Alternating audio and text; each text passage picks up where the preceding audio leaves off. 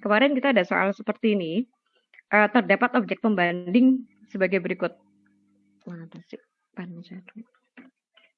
Sebentar, saya cari pen saya tuh di mana tuh? Oke, ini dia. Di sini ada parameternya apa saja? Ada luas, ada lokasi, ada kondisi. Ada 3 teman-teman parameternya. Satu adalah, sebentar, ini saya izin off cam dulu. Yang pertama adalah luas, lokasi, kondisi. Nah, kita lihat sekarang di sini harus ditentukan dulu harga per meter perseginya. Ingat, ketika kawan-kawan mengerjakan soal seperti ini nanti, satuannya harus per meter persegi, bukan hektar. Jadi, kita tahu dari mana ini 200.000. 200.000 adalah 30 M dibagi 15 hektar. 15 hektar itu kalau dijadikan meter itu dikali 10.000. Sehingga ada 150 150.000 meter persegi. Ini dibagi. Didapatlah angka 200.000. Ini juga sama ya. Setelah itu baru kita jadikan pakai pembanding. Bu, persentasenya angkanya gimana, Bu? Persentase angkanya bebas. Angka mutlaknya ya. Teman-teman misalnya gini, startnya misalnya mau ini nggak mau 2, tapi 20%. Boleh. Tentukannya mau 40% startnya boleh. Yang paling penting itu adalah apa? Logika berpikirnya. Logiknya. Logiknya itu seperti apa? Logiknya itu maksudnya apa? Apakah perbandingannya itu semakin besar atau logikanya apakah tepat? Logikanya yang pertama. Terus yang kedua, angka plus minusnya. Sekarang kita lihat contohnya. Objek yang dinilai, untuk luas dulu ya, kita kerjakan ya. Objek yang dinilai itu 10 hektar. Berarti pembanding 1, kan yang dibandingkan kan 10 hektar. Yang jadi patokan. Yang jadi patokan 10 hektar. Yang dijadikan pembanding yang pertama itu 15 hektar. Lebih besar 15 lebih besar 5 hektar. Artinya berarti tandanya adalah plus. Kita lihat di sini plus 2%. Bu, boleh nggak Bu? Kalau saya mau mengerjakannya plus 5%. Boleh. Yang penting tandanya plus 5%. Terus kita lihat logiknya yang kedua. Pembanding kedua itu 5 hektar. 5 hektar, kita lihat dari 10 ke 5 hektar itu selisihnya 5. Sekarang dari pembanding 2, dari 10 hektar, itu pembandingnya menjadi 5 hektar. Sama-sama selisih 5. Tapi 5 yang ini lebih besar, 5 yang ini lebih kecil. Sehingga pembanding kedua nilainya karena lebih kecil sehingga tandanya pasti minus. Nah, sekarang angkanya, Bu, apakah angkanya boleh suka-suka nggak, Bu? Misalnya minus tapi 7%. Minus tapi 8%. Minus tapi 9%. Boleh nggak kayak gini? Nggak boleh, Bu. Nggak boleh. Oke, good. Kenapa nggak boleh? Oh iya, sebagai scoring keepernya siapa hari ini? Cynthia, Bu. Mbak Cynthia. Oke, Mbak Cynthia, tolong dicatat ya kawan-kawan yang berkontribusi menjawab atau apapun baik via Zoom ataupun via WA Group nanti ya. Teman-teman yang sudah menjawab via WA Zoom tolong bantu Mbak Cynthia kalian menuliskan nama dan nomor absen di WA Group ya supaya Mbak Cynthia mudah mencatatnya nanti. Oke, good. Nggak boleh. Karena apa nggak boleh? Karena yang pembanding 1 tadi kan lebih 5, dia pakainya 2%, Bu. Jadi harusnya yang pembanding 2 juga pakai 2%. Oke, enggak. Misalnya oke Mbak, thank you. Misalnya saya tetapkan, saya nggak mau pakai angka 2%. Saya mau pakai angkanya 5%. Kan boleh ya tadi menurut teman-teman. Kalau pembanding pertama ini 5%, berarti pembanding keduanya berapa? Juga Negatif minus Minus 5%, Bu. Minus 5%. Minus 5%. Jadi, pembanding kedua, ketiga, keempat, tergantung kita setup-nya itu di titik awal itu berapa persen. Kalau yang awal ini teman-teman mau nulis, Bu, saya mau nulis 20% aja deh, Bu. Yang ini nih. Saya mau 20% aja, Bu. Boleh nggak, Bu? Boleh. Kalian define di awal itu bebas, dikasih kebebasan. Ini 20%. Kalau ini 20%, berarti jawaban yang pembanding 2 yang ini berapa? Yang di sini. Minus 20%. Minus 20%. Artinya logikanya itu masuk. Logika minus dan logika angka mutlaknya itu 20. Oke, sekarang pembanding ketiga itu jadi berapa? 0, Bu. 0, Bu. 0. Kenapa 0? Karena sama objek yang dinilai. Karena sama dengan objek yang dinilai. Pembanding keempat jadi berapa? 10%. Pembanding keempat jadi? Patokannya 20% atau 5%, Bu? Main 40%. berarti 4%. Bu. Patokannya berapa? Kan yang dijadikan patokan 10 hektar ya. Selalu yang dijadikan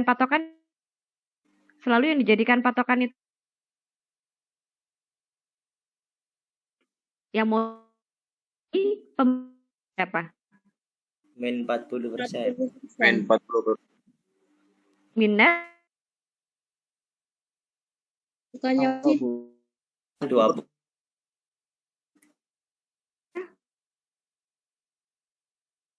sih 20. iya, plus apa minus saya? Plus. Plus 40%. Kenapa plus? Karena yang dipatokan itu luas yang 10 hektar. Sementara yang dijadikan patokan itu ya objek yang dinilai itu 20 hektar. Berarti 2 kali lipat. Ya. Berarti 2 kali lipatnya atau berapa? Lipat, Bu. Yakin 2 kali lipat? 1 kali. 2 kali lipat. Ayo. Kalian ngeliat 2 kali lipat dari mana coba? Karena 10 itu dikali 2 jadi ya. Nah, ini kalian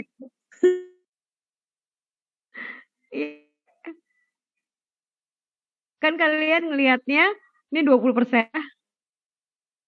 Terus kalian ngelihat 10 itu setengahnya dari 20. Langsung aja di sini. Kalian ingat 20% itu untuk kenaikan berapa? Untuk kenaikan 5 hektar. Ya, berarti 10 hektar berarti 30. 2 kali 2. berarti kali 2 kali lipatnya kan? 40. Nah, Iya. tadi masih sekarang kok ini 2%? Kenapa ini kalian ada yang bertanya nggak?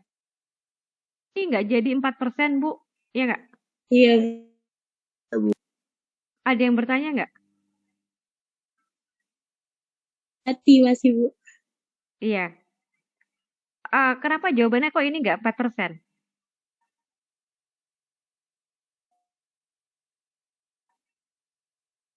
Kenapa? Karena begini teman-teman. Mungkin gini, selama rentangnya itu masih wajar, kalau pakai logika, ini harusnya 4%. Yang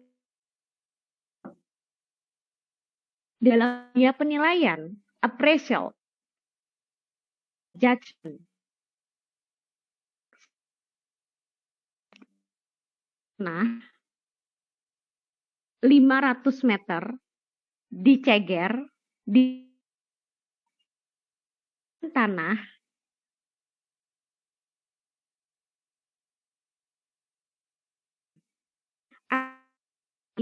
tanah sektor 5 deket nggak main BB? Ingat nggak?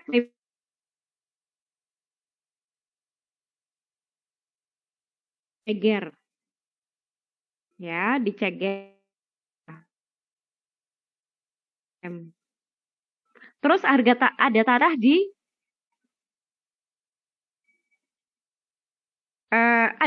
di sektor 5 Bintaro.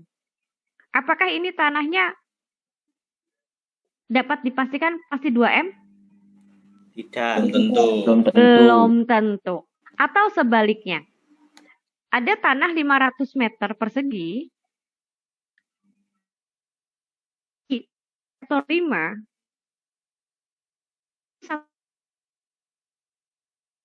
ini taruh 5. So, itu berarti 2M. Enggak, Bu. Belum tentu, Bu. Menurut teman-teman berapa? Ini. Di bawah 1M ya, Mas, Bu. Di bawah 1M. Bisa ya 700 juta bisa ya? Bisa. Bisa. Bisa. Nah, ini dia. Tapi yang penting itu yang penting nilainya logik di bawah 1M. Ini pun logikanya tuh sama. Jadi, Bu, berarti ini salah dong, Bu, 3%. Nggak salah. Yang penting intervalnya itu masih acceptable. 1-2% it's okay. Yang penting logika. Penting dia tetap di atas 2%. Karena apa? Bisa jadi dia nggak, karena ada faktor-faktor yang tadi, tanpa saya perlu jelaskan, kenapa Ceger sama Kalimongso tidak berbanding, sama Bintaro sektor 5 nggak berbanding lurus. Nggak usah saya jelaskan panjang kali tinggi kali lebar sama teman-teman. Teman-teman tahu alasannya apa. Untuk kan ya. Nah, ininya benar, Bu. Berarti nanti kalau ujian di mana? Kalian mau tulis 4% saya betulin. Mau tulis 3% saya betulin. Mau tulis 3,5% saya betulin.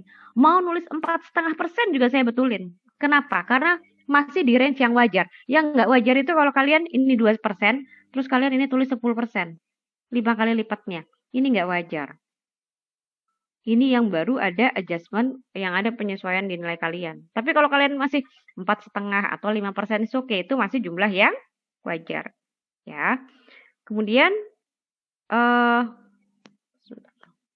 berikutnya, kalian mau pakai patokan angka di awal 20% atau 2% itu boleh. Patokan awal itu bebas, diserahkan kepada teman-teman. Gitu kan ya. Diserahkan kepada teman-teman, yang penting adalah karena kita masih belajar di awal ya, rekan-rekan. Jadi yang penting logika berpikirnya dulu. Kan ya. Nah, kemudian yang kedua, ke lokasi. Lokasi kita lihat, lokasi di objek yang dinilai patokannya adalah 25 meter dari jalan penghubung.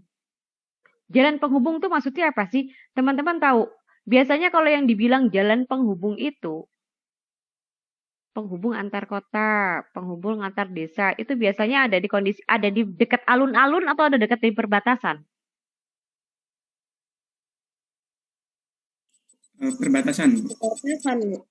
Perbatasan. Menurut teman-teman, tanah, kan kalian di kampung halaman, tanah atau rumah yang ada di dekat alun-alun sama yang ada di perbatasan, itu nilainya tinggian mana? Alun-alun. Alun-alun. Alun-alun. Berarti logika berpikirnya, semakin dekat ke jalan penghubung, nilainya semakin dekat ke jalan penghubung, itu nilainya akan semakin rendah atau semakin tinggi? Semakin tinggi. Rendah, Bu. Semakin rendah. Rendah apa tinggi? Iki ono sing rendah, ono sing tinggi, priwit to? Rendah, Bu, rendah. Rendah. Rendah apa tinggi? Rendah. Rendah. Nah, jadi teman-teman paham ya, ketika mengerjakan itu tenang. Jalan penghubung, logikanya jalan penghubung itu kan menghubung antar kota, antar desa, itu kan di pinggir jalan, sama alun-alun. Nah, karena apa? Kalau kita nggak tenang memikirkan itu, kita akan berpikir semakin dekat, jaraknya akan semakin tinggi. Nah, kita bisa kurang teliti di situ. Nah, sekarang kita lihat, ini 25 km. Pembanding 1, itu kita notasinya pasti minus. Karena apa? Nilainya lebih rendah. Selanjutnya adalah teman-teman masih teliti ketika masuk ke pembanding 2. kalau kita matok di awal itu 5%, nggak apa-apa, boleh 5%. Ke teman-teman menulis matoknya 10% juga boleh. Tapi angka sesudahnya itu yang harus logik. Dari 25 km ke 5 km, it means itu apa? Ada selisih berapa? Ada selisih 20 Kilo. kilometer. Atau boleh dibilang seperlimanya. Gitu kan ya. Nah, berarti kalau 15 km, kira-kira tandanya minus atau plus? Kalau pembanding kedua, kita masuk pembanding kedua, tandanya minus atau plus? Minus. Plus. Masih minus, Bu. Ayo, no sing plus loh. Oh, no sing plus loh. Bu, saya izin bertanya, Bu ya. Ya, Itu kayak misalkan luas, Bu ya. Dari luas pembanding 1 kan luasnya 15 hektar. Kalau objek yang dinilai 10 hektar, berarti kan harusnya kan penyesuaiannya itu minus, Bu, bukan malah plus, Bu. Karena kan pembanding 1 itu harus menyamakan spek sama objek yang dinilai, bukannya kayak gitu, Bu. ayo coba yang lain bantu. Ayo diskusi. Izin Bu menjawab Bu. Yes, silakan Bu. Saya pendapat sih sebenarnya Bu sama Yopi Bu, karena di apa namanya mata kuliah sebelumnya kita tuh juga dikasih tahu gitu Bu bahwa kalau kita menilai objek yang dinilai, jadi pembandingnya yang kita tarik ke objek yang dinilai seperti itu Bu. Jadi kami ini sini bingung Bu terkait dengan plus minus, atau memang terminologi plus minus untuk di penilaian PBB ini beda Bu ya gitu. Jadi kami juga bingung Bu gitu Bu. Oke, yang lain silakan berpendapat. Saya berpendapat, Bu. Karena saya sependapat sama Yofi, Bu, karena dari hasil akhirnya kita bisa lihat kan, Bu, dari nilai indikasinya. Nilai indikasinya untuk properti pembanding 1 itu sudah 204.000 per meter persegi. Sedangkan untuk harga asalnya itu 200.000 gitu. Dan nilainya itu semakin naik, Bu. Seharusnya kan kalau disesuaikan harusnya semakin rendah. Kalau menurut saya seperti itu, Bu. Oke, yang lain silakan. Karena Yang lain silakan. Oke, boleh ditulis. Oke, thank you ya. Thank you Fikri ya. Yuk, yang lain yuk. Yang lain boleh, yang lain. Kalau yang lain tulisnya di WA grup deh. Yang lain tulis di WA grup. Boleh ya, yang lain tulis di WA grup ya. Yuk, thank you.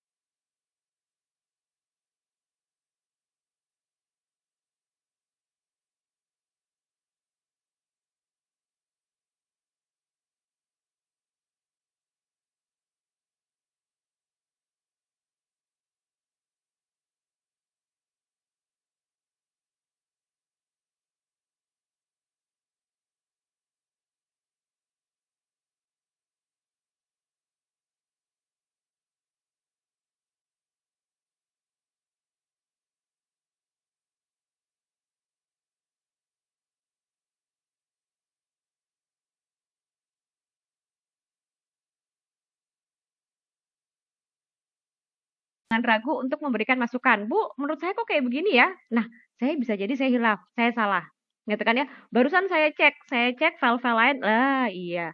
Harusnya bukan file ini yang saya buka file yang satu lagi. Nah, saya nggak teliti, langsung saya pakai untuk menjelaskan ke teman-teman. Terima kasih ya semuanya ya. Nah, tapi pada intinya teman-teman sudah paham ininya ya? Sudah paham apa? Sebentar. Sudah, ini mana sih si April? Bentar ya. Oke, April sudah masuk ke Zoom? Kan nggak perlu saya accept kan kalau pakai ini kan? Nggak perlu saya accept, sorry. tidak perlu, Bu. Tidak perlu kan? Ya udah. Oke ya, saya jawab WA-nya April dulu ya. Oke. Dah. Sekali lagi terima kasih ya teman-teman ya. Teman-teman sudah belajar untuk logika berpikirnya ya. Oke, good. Thank you. Untuk selanjutnya kurang lebihnya logikanya plus minusnya sama. Ya, kurang lebihnya seperti itu. Oke, sebelum lanjut ke berikutnya, betul ya teman-teman, sekali lagi teman-teman betul. Yang dijadikan patokan emang nilai, harusnya diminuskan. Betul. Nah, itulah saya suka dengan teman-teman yang teliti dan tidak ragu untuk mengkoreksi. Ya, kita belajar sama-sama di sini. Oke, yang berikutnya adalah gitu. Oh iya, sebelum lanjut ke slide berikutnya, materi berikutnya, teman-teman sudah belajar KUP, udah dapat materi KUP belum? Ketentuan umum perpajakan sudah dapat? Belum. Perpajakan 1 kami sekarang, Bu. Oh, oke. Kak, perpajakan 1 ya, masih perpajakan 1. Berarti bukan di semester 3 ya, teman-teman ya, KUP ya? Belum Enggak juga, ya? Bu. Kayaknya nggak dapat kalau KUP, Bu. KUP nggak dapat. Iya, dapatnya langsung perpajakan 1 itu PPH langsungan. Oke, berarti kalau karena saya ngajar PBB itu D3 pajak ketika. Oh, ya udah. Mungkin semester 5, Bu. Kenapa? Mungkin dapat KUP semester 5. Semester 5 ya. Nah, berarti baiklah. Teman-teman, sebentar sebelum saya lanjut ke materi yang berikutnya. Untuk bagian ini tapi kira-kira sudah clear ya? Sudah clear ya? Asal logika berpikirnya Clear, Bu. semua segala macam. Bu, Oke saya ya. mau izin Bu bertanya, berarti untuk persentase ini yang dari kemarin kami bingung, Bu, ini datangnya dari mana? Berarti yang penting Professional logikanya itu judgment. masuk ya, berarti Benar, ya. benar. Baik, Bu. Kalau itu sudah firm karena itu sudah juga didiskusikan sama dosen-dosen PBB yang lain. Itu professional judgment plus minusnya berapa, memperkirakannya itu berapa gitu loh. Karena yang penting di sini adalah logika berpikirnya dulu. Oke ya. Baik ya, ini boleh di wrapping ya, boleh masuk ke slide berikutnya ya. Oke. Baik, Bu.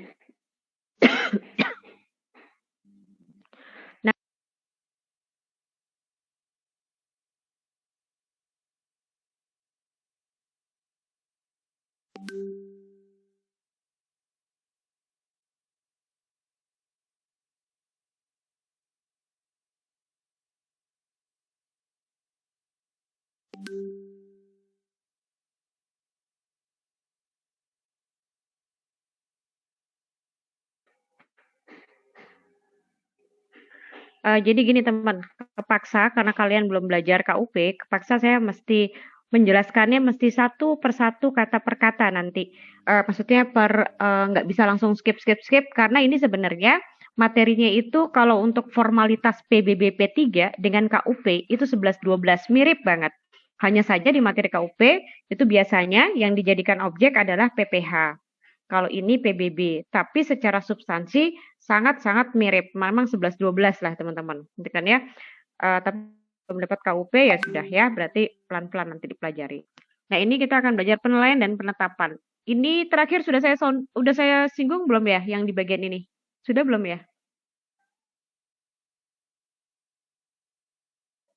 Belum ya teman-teman ya? Sudah belum? Ya, belum, Bu. Belum ya, oke. Baik teman-teman, kita sekarang akan membahas di area yang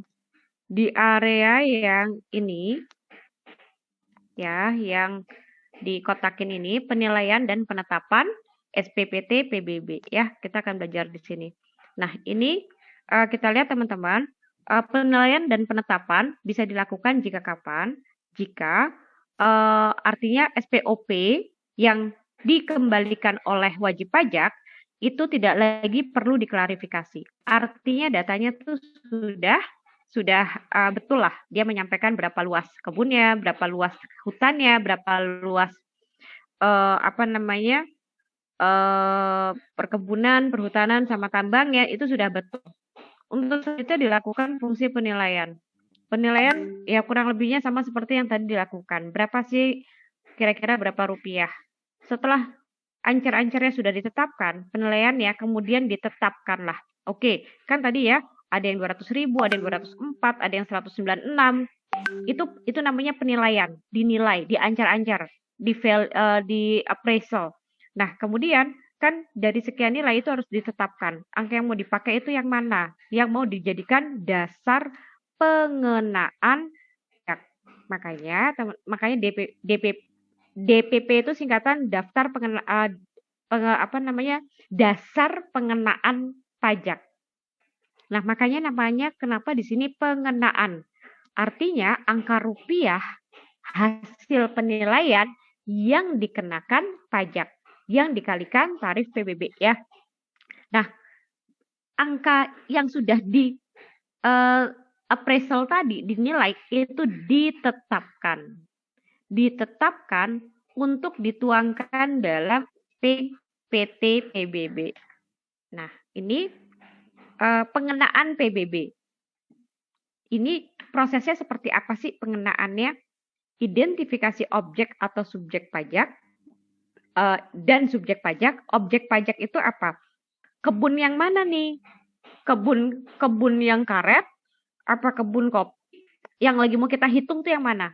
Kebun yang luasnya yang mana? Yang di area mana saja? Terus identifikasi itu artinya apa? Ada misalnya satu bidang kebun, itu ada yang memang menghasilkan. Ini sawit. Tapi ini tuh jalan untuk ngangkut truk-truk. Yang di sini tuh mungkin pabrik. Yang di sini itu batu-batu pokoknya nggak bisa ditanamin apapun. Nah, yang di sini itu fasilitas ada rumah ibadah. Dan area-area lainnya. Nah, objek inilah untuk mengidentifikasi objek. Dari 1000 hektar ini kan mengidentifikasi berapa persen atau berapa persen luasnya atau berapa hektar yang bisa ditanami sawit. Yang bisa ditanami sawit pun itu dibagi-bagi lagi yang ada sawitnya. Ini yang sawitnya baru 6 bulan. Ini yang sudah 3 tahun. Ini nilainya beda. Terus ini misalnya di sini tuh area pembibitan. Persiapan. Belum ada pohon sawitnya tuh belum ada. Tapi dia tuh baru digali-gali, tanahnya digemburkan, dipepukin. Ini namanya area persiapan. Yang udah ada sawitnya namanya area produktif. Yang belum ada sawitnya tapi sudah persiapan mau dicatat itu namanya area belum produktif. Yang isinya batu-batu cadas gitu ya, nggak mungkin lah bisa ditanemin gitu ya, agak semi jurang gitu, itu namanya area tidak produktif. Area produktif, area belum produktif, area tidak produktif. Ini nilainya itu beda. Makanya perlu diidentifikasi dulu di awal. Ini berapa hektar luasnya yang produktif, yang belum produktif berapa hektar, yang tidak produktif berapa hektar. Nah, yang area emplasement itu apa sih? Yang di atasnya tuh dibangun, yang di atas tanah tersebut didirikan bangunan-bangunan, gitu kan ya. Kemudian, nah ini subjek pajak. Siapakah yang berkewajiban untuk menanggung atau membayar pajaknya? Setelah ditentukan luasnya ini tadi, dilakukanlah penilaian. Berapa rupiah per meter persegi untuk tanah? Untuk tanah belum produktif, untuk yang sudah produktif, untuk yang tidak produktif. Penentuan NJOP-nya, nilai jual objek pajaknya. Baik bumi maupun bangunan. Kalau sudah gitu ya, baru penghitungan PBB terhutang. Dicari berapa NJOP TKP-nya. Jadi NJOP dikurang NJOP TKP dapatlah NJKP. Nilai jual kenapa? Dicari NJKP-nya baru dikali tarif. Nah, ini baru ditetapkan pajaknya. Ditetapkan berapa sih nilai pajak terhutangnya ya. Berapa nilai pajak terhutangnya? Ini selanjutnya dasar pengenaan pajak adalah nilai jual objek pajak. Dasar pengenaan pajak adalah NJOP. NJOP diperoleh dari harga rata-rata transaksi jual beli yang diperoleh secara wajar, perbandingan dengan objek lain sejenis, nilai perolehan baru, nilai jual objek pengganti. Ya, kurang lebihnya 4 cara ini. Penilaian. Harga rata-rata transaksi jual beli yang diperoleh secara wajar, ini tadi sudah ya. NJOP bangunan, NJOP bumi. Nah, nilai jual objek pajak tidak kena pajak.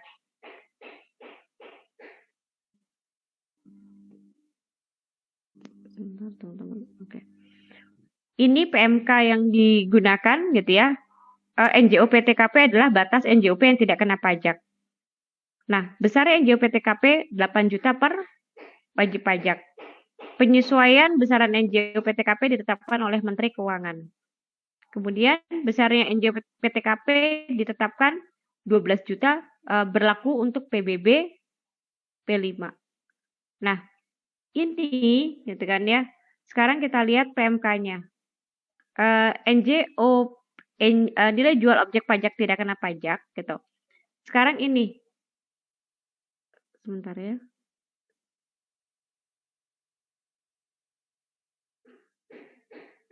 Oke, ini filenya saya cari dulu nih file.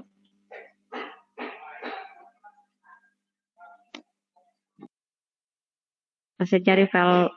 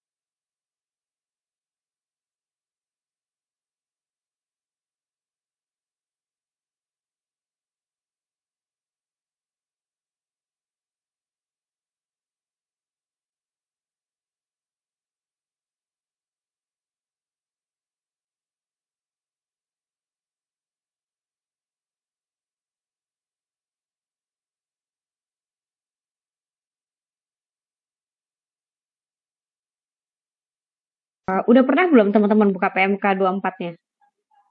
Bisa googling lagi aja deh, saya cari kok nggak ada. Coba teman-teman googling deh, PMK-nya kalian googling deh. PMK. Ini PMK-nya, PMK 23 tahun 2014 disebutkan di pasal 3-nya, dengan berlakunya peraturan menteri ini, PMK 23, nomor 23 ini, penetapan besar PBB terutang untuk tahun pajak 2013 dan tahun-tahun pajak sebelumnya dilakukan dengan menggunakan NJOP TKP sebagaimana diatur dalam peraturan Menteri Keuangan nomor 67 tahun 2011 tentang penyesuaian NJOP TKP.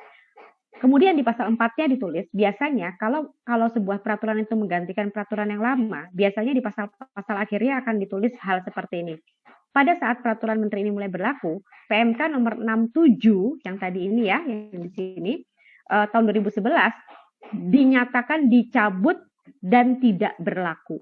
Nah, ini adalah untuk menjelaskan yang ini teman-teman. Yang jumlahnya berapa sih yang sudah tidak berlaku lagi? Yang jumlahnya yang tidak berlaku lagi adalah yang jumlahnya yang berapa? Yang 8 juta. 8 juta.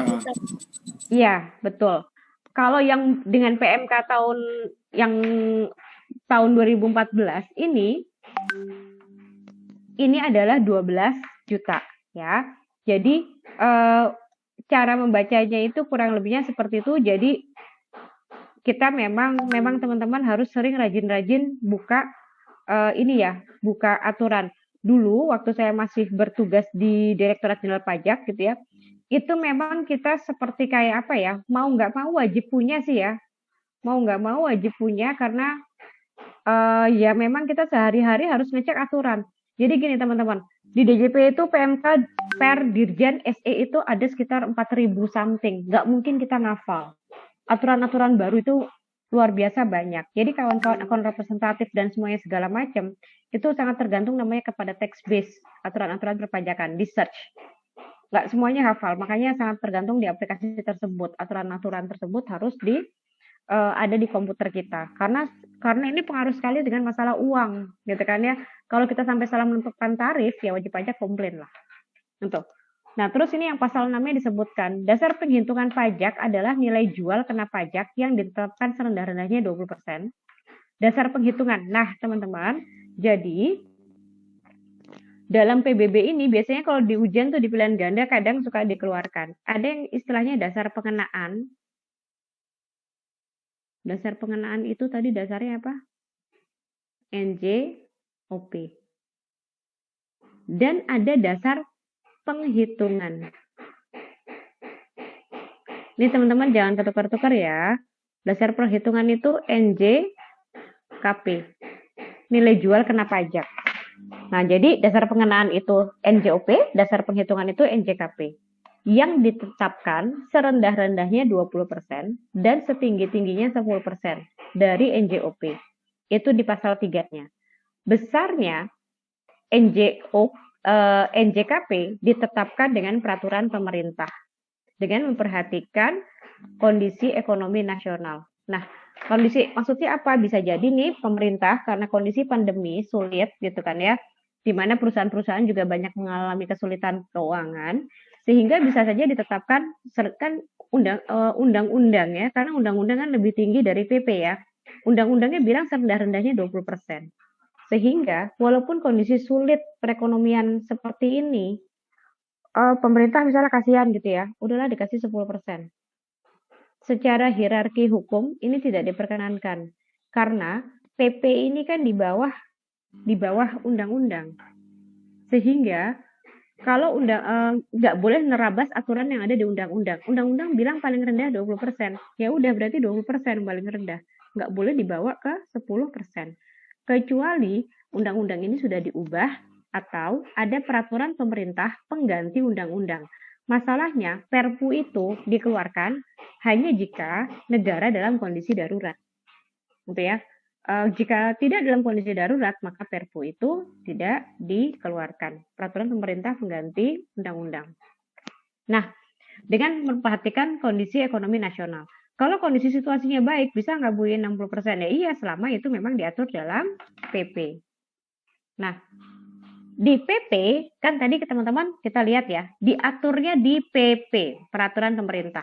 Nah, yang berjalan sekarang, itu patokannya adalah seperti ini. PP 25 tahun 2002. Berarti ini PP sudah sekian tahun belum diganti. Berarti kalau teman-teman browsing tiba-tiba so far angka ini yang masih dipakai. Belum ada angka lain. Nah, bisa jadi dalam waktu tidak terlalu bisa jadi nanti akan diubah enggak 40%. Bisa.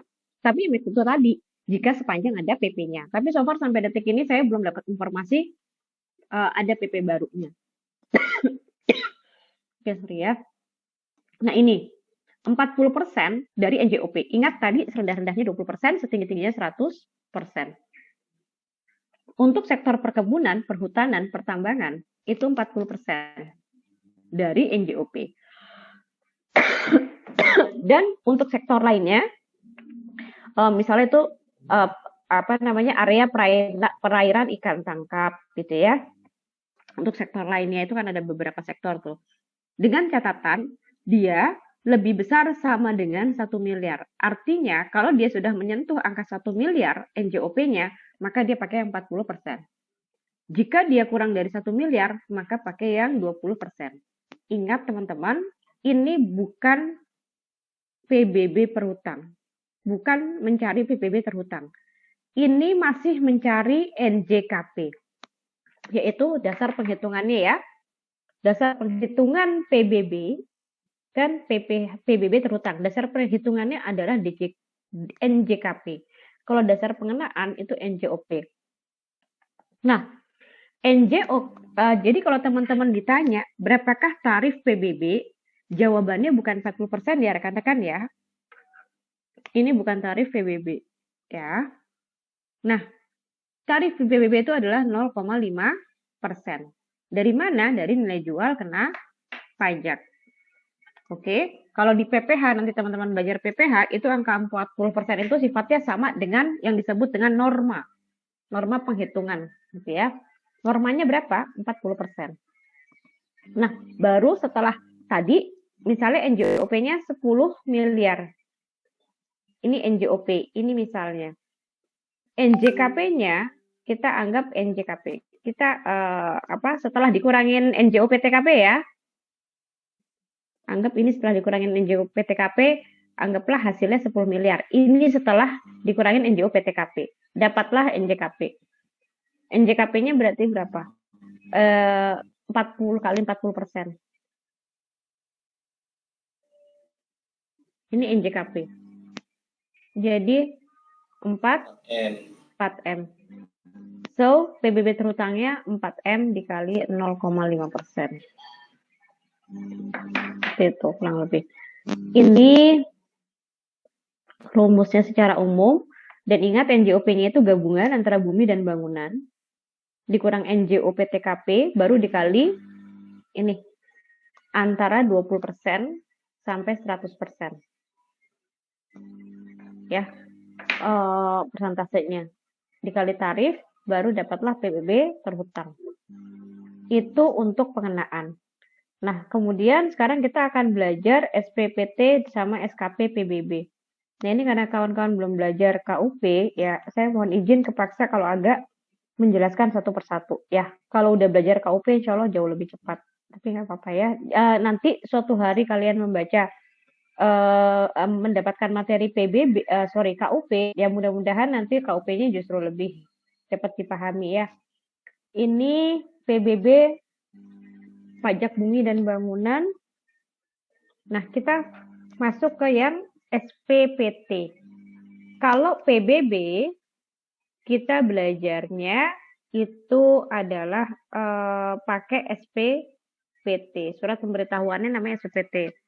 Kalau kita belajarnya PPH, itu SPT tahunan namanya ya. Nah, ini untuk ketentuan umum perpajakan ya, formalitasnya, kapan penyampaian SPT, kapan harus bayar, ini segala macam. Adanya SKP surat ketetapan pajak, pemeriksaan, itu kurang lebihnya 11-12 mirip-mirip ya. Kita akan belajar tentang SPPT. SPPT adalah surat pemberitahuan pajak terhutang. SKP itu surat ketetapan pajak. STP itu surat tagihan pajak. Yang sering ketukar-tukar biasanya antara SKP dan STP. Bedanya apa sih Bu? Kok mirip-mirip gitu kan ya? Gampangnya kalau surat tagihan pajak itu, gitu kan ya, udah ketahuan nih, gitu. Berapa sih jumlah pajak yang terutang, yang harus dibayar? Jumlahnya itu udah ketahuan. Sudah ketahuan berapa rupiah, XXX misalnya. Tapi kok nggak dibayar-bayar sih? Gitu kan ya. Nah, makanya ditagih. Ya, alat untuk menagih wajib pajak nggak bisa via WA gitu. Pak, bayar dong. Bapak tagihannya segini nih. Nggak bisa via WA. Karena chatting WA itu nggak punya kekuatan hukum. Gitu ya. Kalau sekedar menyampaikan informasi boleh. Tapi itu nggak punya kekuatan menagih secara hukum. Sehingga harus dibuatlah surat tagihan pajak. Kalau SKP itu apa? Kenapa sih? Karena dia bisa muncul surat ketetapan. Menetapkan itu biasanya karena apa sih? Kan tadi penetapan ya. Biasanya itu karena sudah ada peristiwa awal. Ada kejadian nih. Misalnya Ani sama Budi. Ani lapor SPT penyampaian SPPT-nya SPOP-nya nggak telat, Budi telat gitu. Wah, telat sama nggak telat treatmentnya kan harus beda. Gitu kan ya. Berarti apa? Harus dikasih treatmentnya beda. Atau misalnya si Ani ketahuan SPOP-nya itu nggak sesuai dengan kondisi yang sebenarnya. Orang dia luas kebunnya 1000 hektar, Dia ngakunya cuma 700.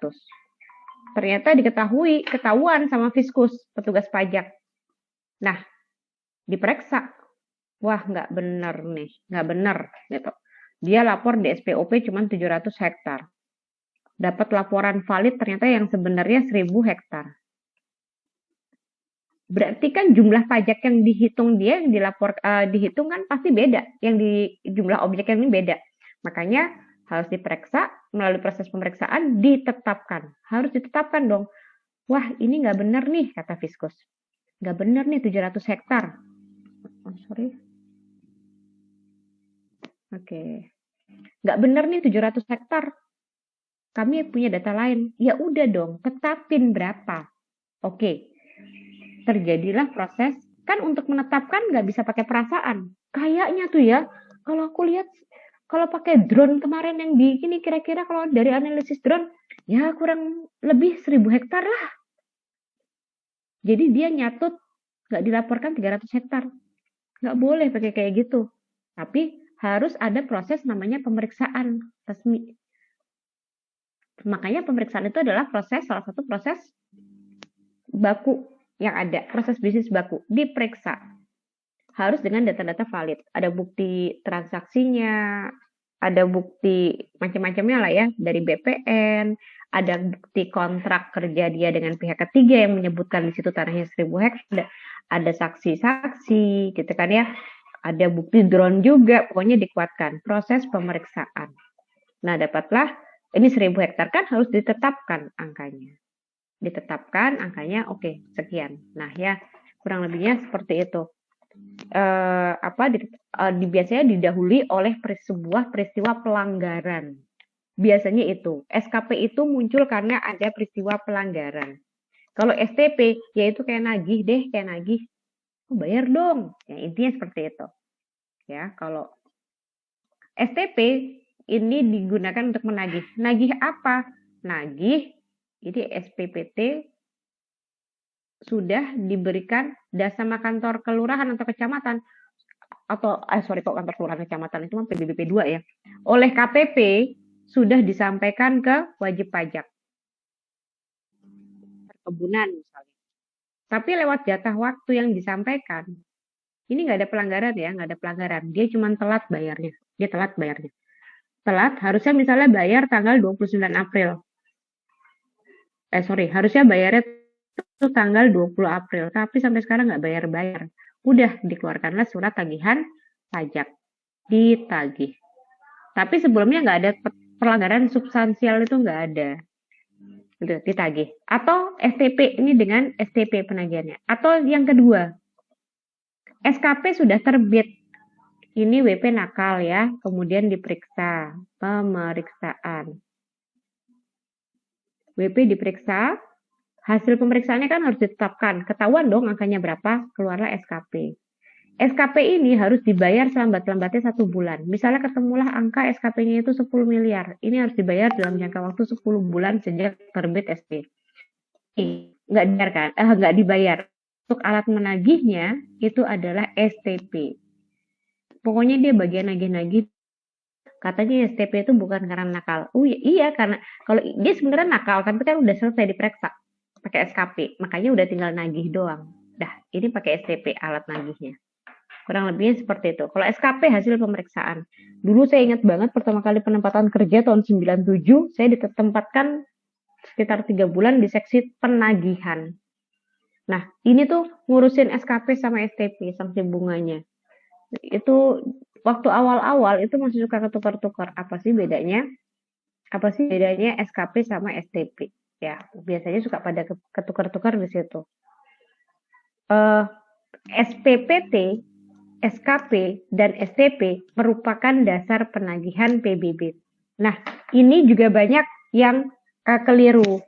Teman-teman itu kadang kita mengiranya yang dasar penagihan pajak itu penagihan PBB hanya SKP dan STP saja. Padahal SPPT PBB itu adalah dasar penagihan. Maksudnya apa? Sama di PBBP 2 juga demikian. Misalnya orang tua kita di rumah tiba-tiba ada Pak Lurah atau ajudannya ngantar SPPT PBB di rumah orang tua kita gitu ya. Terus itu berarti apa? Misalnya terteralah angka 250.000 di situ, PBB terutang.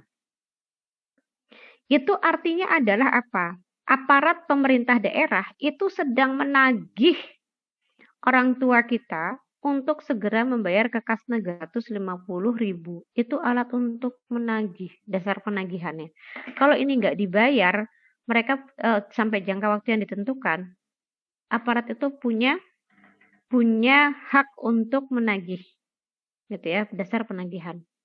SPPT diterbitkan oleh KPP per tahun pajak.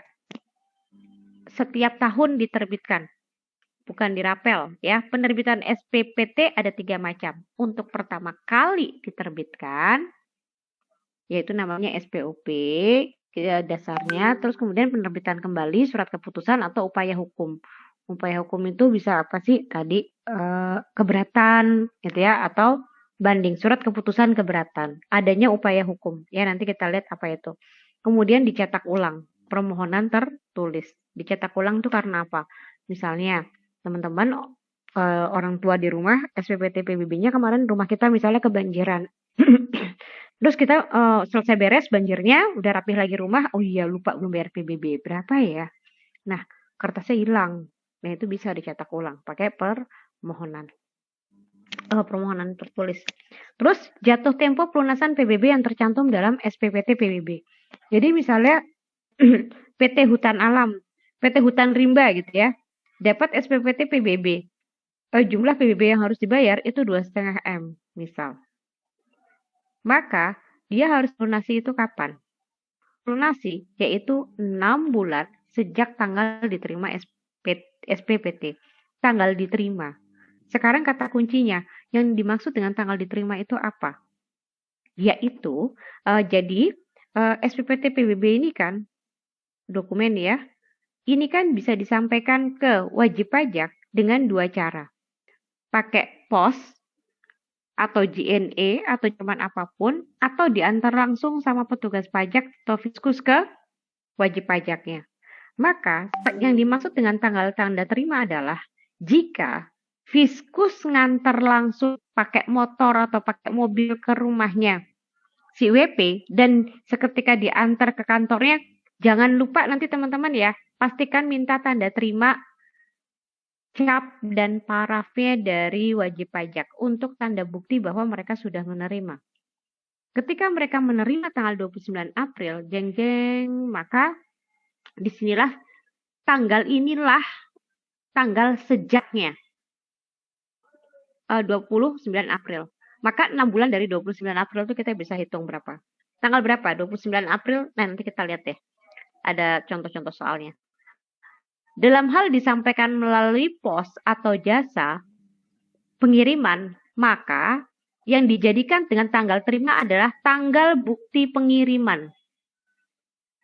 Bu, kenapa nggak tanggal sampainya? Karena tanggal sampainya beda-beda. JNE aja ada JNE yes. Yes itu singkatan yakin esok hari tiba ya. Yakin esok hari, itu yes. Ada paket yang biasa. Gitu ya. Kalau makanya yang dijadikan bukti adalah tanggal pengiriman, resinya. Resi itu yang menjadikan dasar diterimanya per tanggal berapa. Oke ya. Sekarang, apabila SPPT PBB diterima oleh wajib pajak tanggal 1 Maret, maka jatuh tempo pembayarannya adalah tanggal, silakan.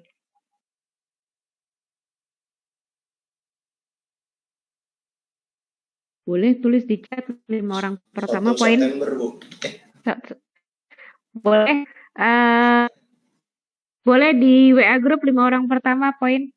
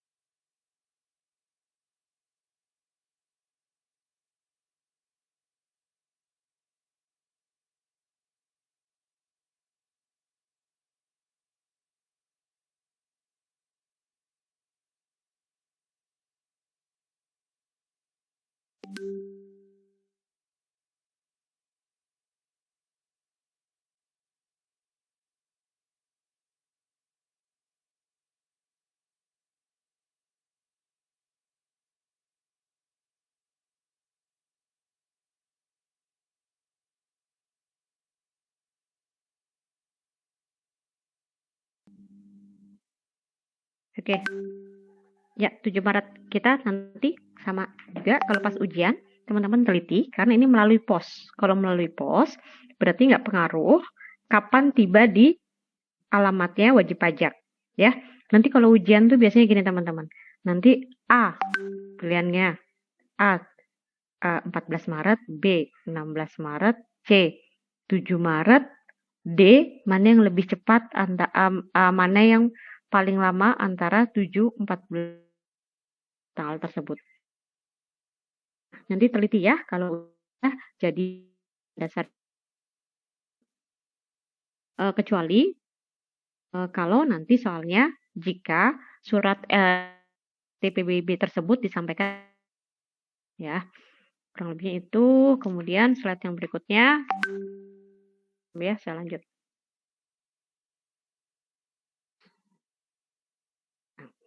Oke. Kita akan belajar tentang SKP PBB. Nah, ini SKP itu terbit karena apa sih? Teman-teman lihat, kalau kita lihat jalurnya, itu ada 2 ya. Lewat pintu sini, ini yang pertama, atau lewat pintu sini, yang kedua. Nah, tapi kalau saya disesuaikan aja deh ya. Disesuaikan sama urutan slide yang akan menjelaskan. Jadi, lewat satu pintu pertama, ini yang menimbulkan SKP PBB. Terus yang kedua, caranya ini, penyebabnya. Jadi, cara yang pertama, kenapa sih surat ketetapan pajak PBB itu bisa keluar? Yang pertama karena wajib pajak sudah lewat batas waktunya, SPOP ini nggak dijelas, tidak kembali lagi ke petugas pajak. Dan tapi syaratnya ingat,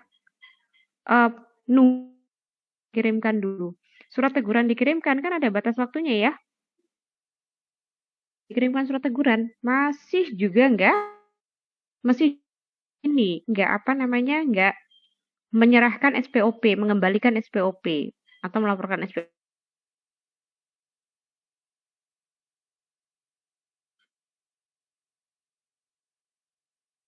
Si WP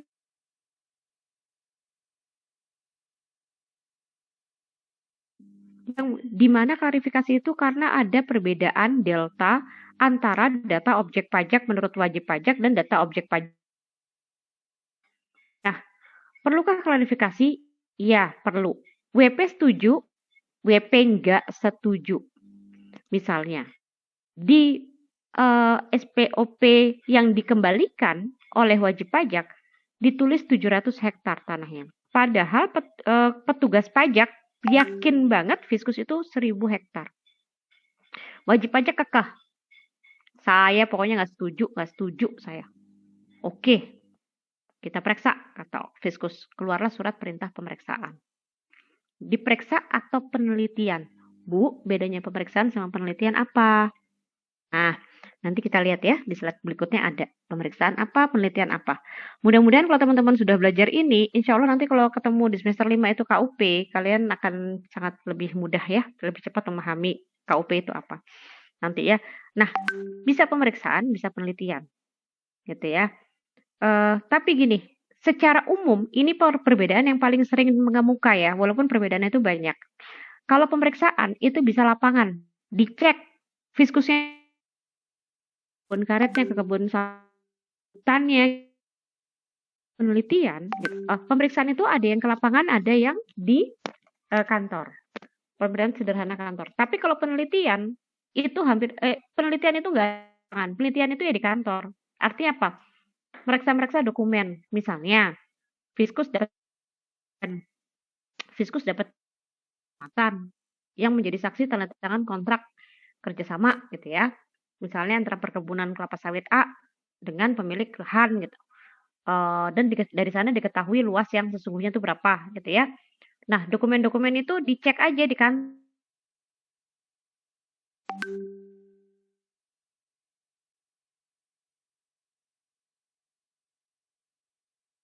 Tapi nggak sih? Ya udah diperiksa.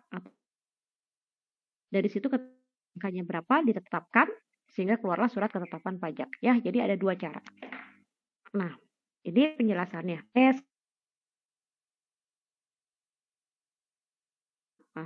Nah, kita sudah bahas tadi ya, cara pertama. SPOP tidak disampaikan sesuai jangka waktu yang ditentukan. Jangka waktunya itu yang mana sih? Tanggal SPOP diterima. Jadi kan Fiskus ngasih SPOP ya ke wajib pajak. Nah, dikasih kesempatan mengisi 30 hari. Ini batas waktu penyampaian. Sudah 30 hari, masih tidak juga disampaikan. Maka keluarlah surat teguran. Surat teguran tanggal surat teguran diterima. Masih nggak dikasih kesempatan 15 hari. Masih juga nggak melaporkan. Maka keluarlah makalah pajak terhutang dalam SKP. Pajak ditambah sanksi. Sanksinya itu 25% dikali pokoknya. Ya. Pokoknya pajaknya berapa? Ya udah. Ya. Aja.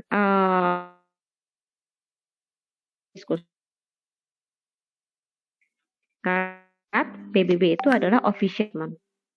Oke. Nah, ini penyebab yang kedua. Tadi sudah dijelaskan. Berdasarkan hasil pemeriksaan atau keterangan tadi ya, dilakukan penelitian tadi ya, keterangan lain yang seperti saya cerita tadi misalnya KP. Ini selisih hutang pajak. Selisih hutang pajak itu maksudnya apa sih Bu? Apa sih Bu yang dinamakan dengan selisih hutang pajak? Selisih itu maksudnya gini. Perhitungan pajak tadi Allahu Akbar. Maaf. Dia 7 berat. Harusnya 500 juta.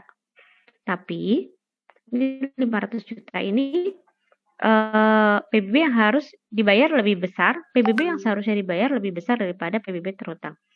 Nah, ditambah sanksi dari selisih hutang pajak. Ini dia sudah bayar nih 500 juta. Tapi ternyata perhitungan Fiskus harusnya 750 juta. Jadi berapa? Ini selisihnya 250 juta. Ini yang belum kebayar. Makanya SKP-nya 250 juta ditambah sanksinya 25% dikali 250 juta. Ini SKP-nya. Dia kena sanksi lah ya, sanksi administrasi. Oke. Itu SKP. SKP diterbitkan dalam jangka waktu 5 tahun setelah berakhirnya tahun pajak. Ini maksudnya apa sih teman-teman? Misalnya nih ya, 2021 nih kita sekarang. Setelah berakhirnya tahun pajak, setelah SKP ini, berakhirnya tahun pajak di 2021 ini, itu adalah tanggal 31 Desember. Maka SKP selambat-lambatnya boleh diterbitkan dalam rentang waktu sampai dengan 31 Desember 2016. 2026. Maaf ya. Aduh, baru juga jam segini ya, udah error padahal maghrib masih jauh ya. Nah, ini 2000. Nah, ini maksudnya apa sih? Artinya dalam rentang waktu 5 tahun ini itu boleh SKP umpamanya. Di 2023 nanti PT Sawitku ini ketahuan ada data dari BPN misalnya. PT CPO misal. Ada data dari CPO, data ini bahwa kamu dia kan SPOP kemarin bayar pajak kan ngakunya padahal dia punya 1000 data BPN, dapat informasi dari CPO, informasi dari mana-mana lainnya. Karena ini masih di rentang tahun 5 tahun, maka boleh dikeluarkan SKP. Nah terus, nah kalau ketahuannya baru tahun 2027, 2008, baru ketahuan. Ini udah lewat dari masa daluarsa, udah lewat dari 2026, maka nggak boleh dikeluarkan. Beruntunglah wajib pajak di sini. Bisa sih Bu, datanya baru ketahuan. Lah iya, sangat memungkinkan. Pajak juga urusannya banyak. Mungkin ini baru ketahuan setelah apa? Si pemegang saham sawitku, CPO ini berantem. Akhirnya diliput. Ya. Wah, gontok-gontokan. Lawyernya dia sama itu saling adu data, saling media sosial. Akhirnya orang KPP itu kan WP kita. Wah, ini ribut kontrak. Akhirnya ikut-ikutan nelit. Kalau nggak ribut ya nggak ketahuan. Ini ribut, ketahuan. Apa sih ya ketahuannya baru 2007. Udah nggak boleh lagi ngeluarin SKP. Kata orang KPP, kata petugas pajaknya, coba dari kemarin-kemarin ya, lumayan tuh potensinya kita bisa nambah pajak 300 juta. Itu maksudnya. Ya. Dengan sekarang yang di tempo pelunasan PBB tercantum dan SKP 1 bulan sejak tanggal 5. Nah, ini bisa sama kayak tadi, tanggal diterima gitu ya. Tanggal diterima itu sama persis PT. Jika disampaikan secara langsung, jika disampaikan langsung saja, latihannya apabila SPOP.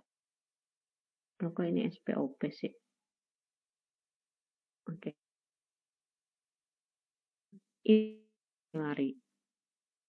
Ini batas waktu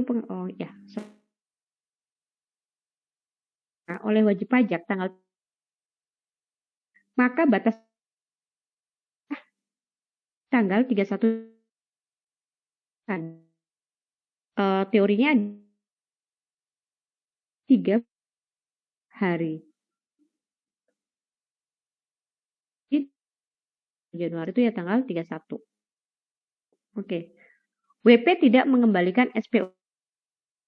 Apa yang harus dilakukan KPP? Teguran, Bu. Ya, pintar. Betul, teguran.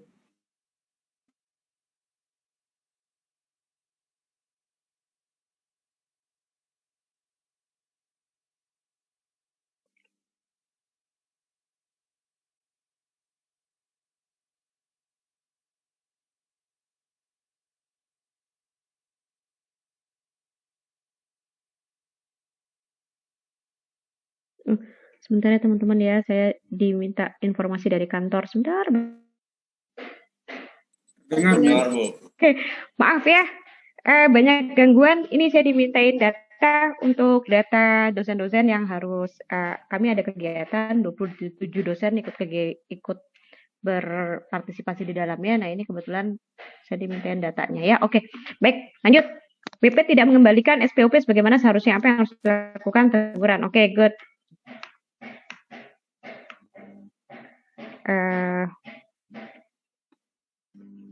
Setelah dikirimkan surat teguran, WP tetap tidak mengembalikan SPOP. Berapa denda pada SKP yang akan dikenakan kepada WP tersebut? Silakan 5 orang pertama poin.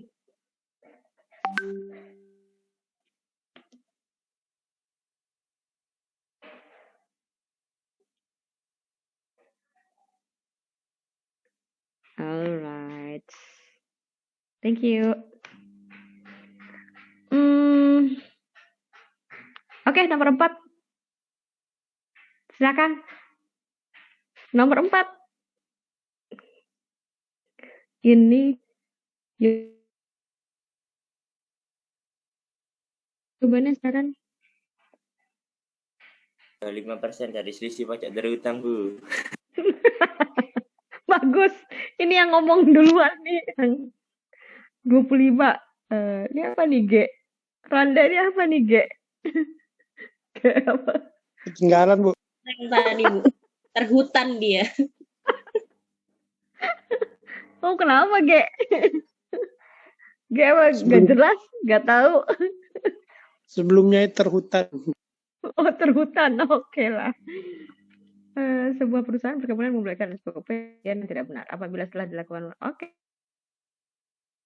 Selisih.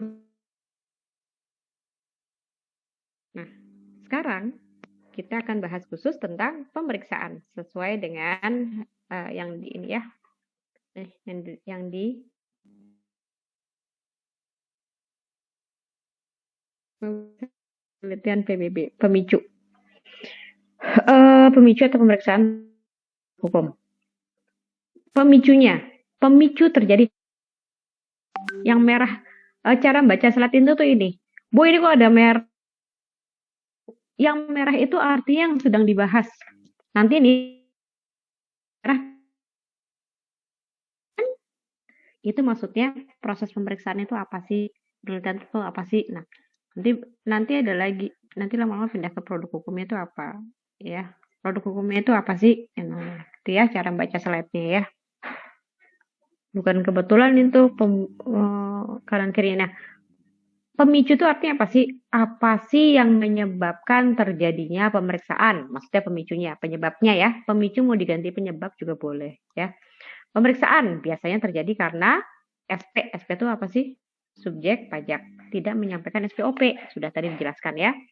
Yang kedua, terdapat indikasi bahwa jumlah PBB terhutang yang seharusnya lebih besar dari yang disampaikan oleh subjek pajak. Ya. Terus yang ketiga, penelitian PBB dihentikan dan diusulkan menjadi pemeriksaan. Jadi gini teman-teman, sebenarnya di awal itu effort sebuah pemeriksaan itu jauh lebih besar dibandingkan penelitian. Penelitian itu boleh dibilang gampangnya itu hanya meneliti dokumen-dokumen saja dan cukup dilakukan di kantor. Nah, jadi awal itu Fiskus hanya melakukan kegiatan penelitian aja deh, diteliti aja gitu ya. Cukup dokumennya dari data pihak kasus-kasus ini namanya cek ke lapangan. Benar banget kan yang lalu-lalu tuh saya minta teman-teman untuk bahas sekarang, nanti kalau waktu yang cukup baru kita. Itu kan ini ya, apa namanya, ada apa ya? Pajak kasus yang kebetulan waktu itu pernah kita kelas kakak. Jadi wajib pajak itu cuman menghitung PBB-nya itu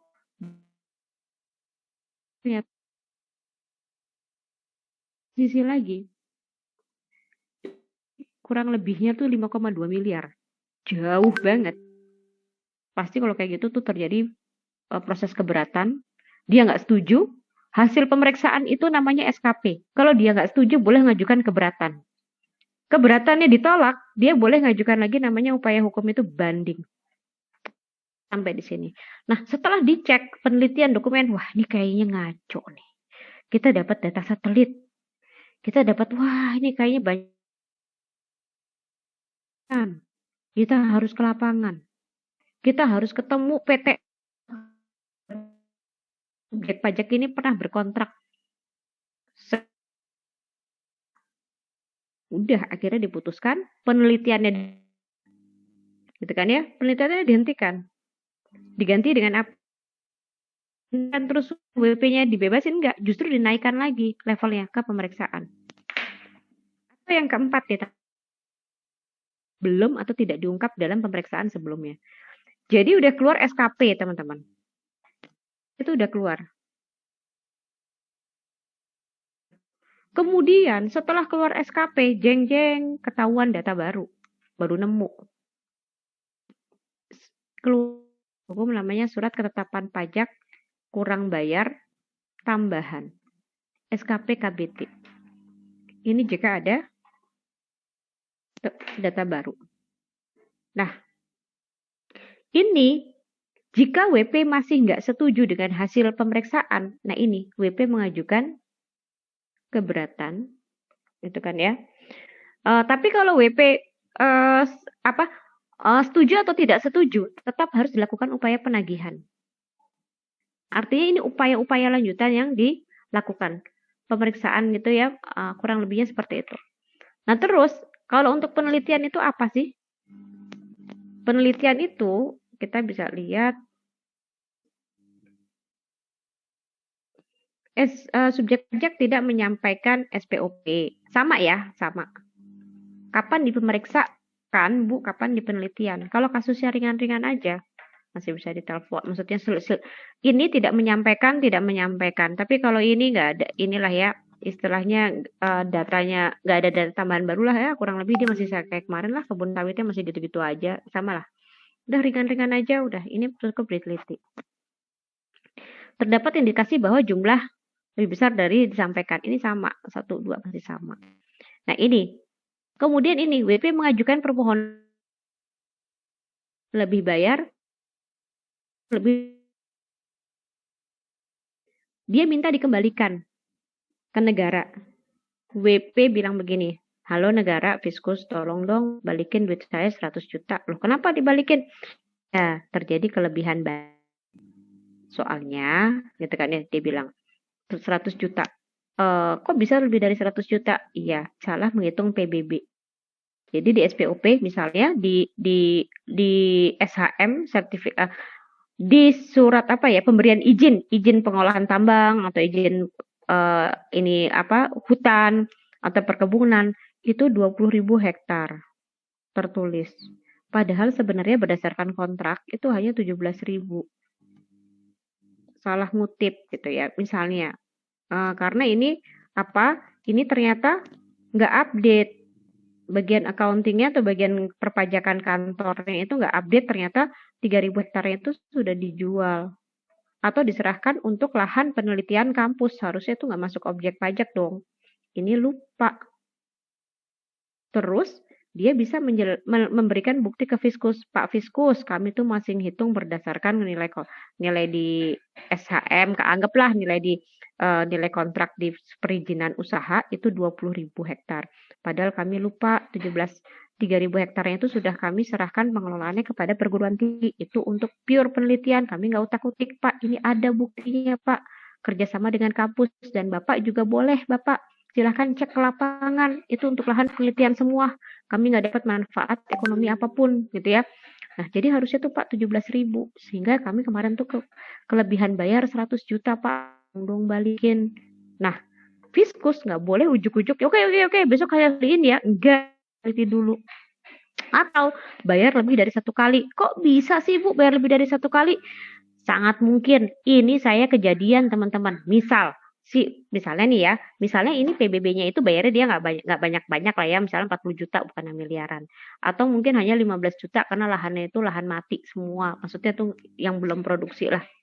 15 juta aja. Saya pernah, tapi tidak dalam jumlah banyak loh ya. Saya pernah bayar itu berkali-kali, bahkan saya bayar pakai internet banking. Pakai internet banking itu waktu itu sinyalnya lagi jelek. Jadi wing. Aduh, gagal transfer. Saya pikir pada saat wing itu nggak ke transfer gitu ya. Udah saya sign out lagi, terus saya coba lagi transfer. Lah kok wing lagi? Dah, saya ulang lagi. Yang ketiga itu baru berhasil. Nah, saya pikir kan udah ya, cuman sekali doang kan, yang terakhir aja yang sukses. Pas kemudian saya cek saldonya, loh kok berkurangnya banyak banget. Ternyata yang ternyata tetap terposting mendebit akun saldo tabungan saya gitu loh. Saldo tabungan di ATM. Berarti kan bisa lebih dari sekali. Apalagi bayar pajak kan PBB bisa sekarang pakai internet banking kan. Atau salah bayar. Salah bayar tuh artinya apa? Objek pajaknya. Itu sangat mungkin bisa. Lah saya aja pernah salah transfer rekening. Artinya beda 1 atau 2 angka gitu ya. Pokoknya pernah lah salah nomor rekening. Untungnya gitu loh ya. Untungnya salah nomor rekening itu Saya ngeklik kan kalau kita habis transfer itu, kita kan kalau di internet banking itu ada data record, bukan masalah beda angkanya ya, oh ya, urutan jejak histori kita habis transfer itu kan ada. Namanya tuh sama-sama Umi gitu loh. Saya mau transfer ke orang namanya Umi. Di situ ada histori namanya Umi. Dan saya memang sering transfer ke 2 Umi ini. Saya salah ngeklik. 1 Umi A, 2, satu lagi Umi B. Saya salah A. Jadi ke Umi B itu sangat mungkin. Ya istilahnya salah transfer itu sangat mungkin. SPWT PBB yang ditransfer itu atas namanya atas nama siapa gitu ya. Nah, itu sangat mungkin bisa. Betul. Kita merename-nya di akun internet banking kita tuh pakai nama misalnya SPWT PBB NJOP-nya NOP nomor objek pajak atas nama Umi A, NOP atas nama Umi B. Nah, kita waktu transfer nggak teliti. Klik aja itu salah bayar. Kita tunjukin buktinya.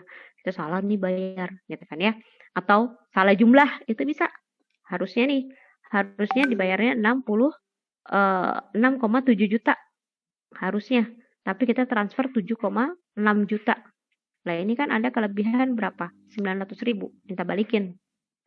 Nah, itu namanya salah bayar, bisa juga seperti itu ya. Pokoknya nah itu cukup diteliti, dicek. Coba mana lihat Pak, ini loh SPPT PBB saya cuma 6,7, nih bukti transfer saya bayar PBB 7,6. Oh iya bener ya Pak, itu cukup diteliti di atas meja, nggak perlu Fiskus itu atau petugas pajak ngecek sampai ke kebunnya, sampai ke hutannya, nggak perlu, gitu ya. Nah kurang lebihnya seperti itu. Nah terus prosedurnya apa, kayak mana sih untuk dilakukan pemeriksaan? Yang pertama, Fiskus harus ngasih tahu dulu si subjek pajaknya, Bapak mau diperiksa ya. Penyampaian surat pertama. Nggak boleh tuh ujuk-ujuk langsung periksa, si WP-nya nggak tahu. Surprise, April Mop gitu ya. Itu nggak boleh. Yang kedua, peninjauan, terus pinjam dokumen yang mau diperiksa, penyegelan jika diperlukan. Kenapa? Karena kalau nggak disegel itu, misalnya nih WP-nya nggak kooperatif, kalau nggak disegel maka menghilangkan barang bukti. Atau permintaan dari pihak ketiga, ke BPN, ke kelurahan, ke kecamatan, ke partner bisnisnya, ke para, bisa juga minta kepada karyawannya, bisa juga kepada para saksi mata pekebunnya juga, yang karyawan yang kerja di kebun tuh bisa, dari siapa aja. Ini 2. Terus yang ketiga, ini wajib setelah selesai diperiksa, kan proses pemeriksaan ya, penyampaian SPHP. SPHP apa? Silahkan singkatan SPHP 5 orang pertama dapat poin. SPHP itu apa sih? SPHP. Apa sih SPHP singkatannya?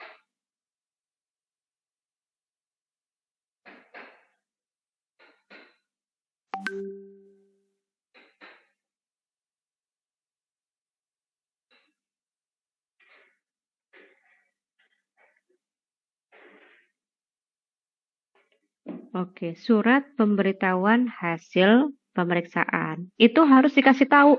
Jadi teman-teman, nggak boleh ujuk-ujuk Fiskus itu ngeluarin SKP. Tarat, Bapak bayar utangnya 2 miliar ya. Gubrak pingsan. Jadi sebelum keluar SKP, karena kalau udah keluar SKP itu artinya udah ketetapan hukum, harus dibayar. Nah, sebelum keluar angkanya ditetapkan dalam SKP, itu dikasih tahu dulu, WP, halo Bapak WP, Bapak hasil pemeriksaan kami, Bapak harus bayar 2 miliar. Jadi WP dikasih kesempatan menyanggah. Kok 2 miliar Pak? Coba lihat hitungan Bapak gimana? Gini loh Pak, nih buktinya nih. Nih, saya dapat data ini. WP-nya diem. Kicep. Waduh, ketahuan. Oh iya ya. Oh gitu toh Pak cara ngitungnya. Wes pasrah. Setelah dikasih tahu, tanda tangan tuh. Fiskus meminta si wajib pajak tanda tangan bahwa dia sebelum dikeluarkan SKP udah dikasih tahu dulu hasil pemeriksaannya. Artinya sudah mengetahui, gak ada alasan loh Pak, nanti udah SKP keluar Bapak ngamuk-ngamuk di sosial media, Bapak ngamuk-ngamuk di Twitter, di Instagram, dizolimi orang pajak. Nah, ini Pak, minta tanda tangan saya Pak. Bapak tuh udah paham, udah setuju, udah ngeh kesalahan Bapak di mana, makanya kena SKP. Oke, udah penyusunan laporan hasil pemeriksaan.